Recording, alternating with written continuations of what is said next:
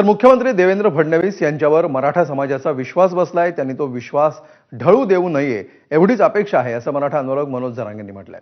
तसंच जरांगेंनी भुजबळांवर देखील निशाणा साधलाय. त्यावर भुजबळ आता काय प्रत्युत्तर देतात ते पाहावं लागेल.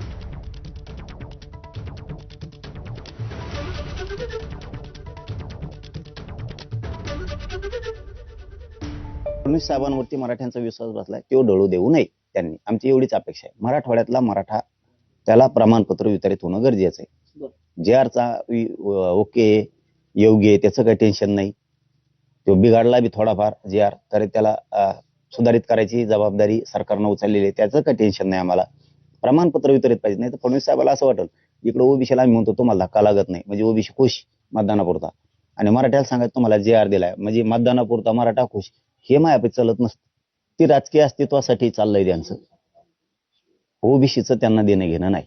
सगळ्यात महत्वाचं त्यांना राजकारणासाठी ओबीसीचा वापर करायचा, सभाला गर्दी करायची, मोर्चाला गर्दी करायची. ओबीसी नेत्याची धडपड फक्त तेवढ्यासाठी चालू आहे, ओबीसीच्या हितासाठी नाही.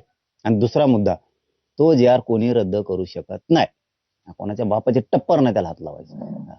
मी आहे ना इथं, मी बघतो ना कोण कोण काय काय करतात. त्याचं विचार जाऊ नका, त्याचं विचारला दिवसच चांगला जात नाही. अलिबाबा लय कसला गण दिसतो तो घुरट.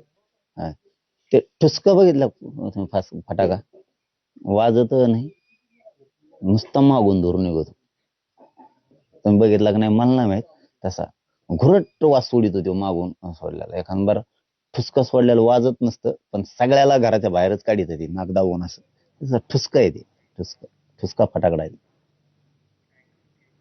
पुढची बातमी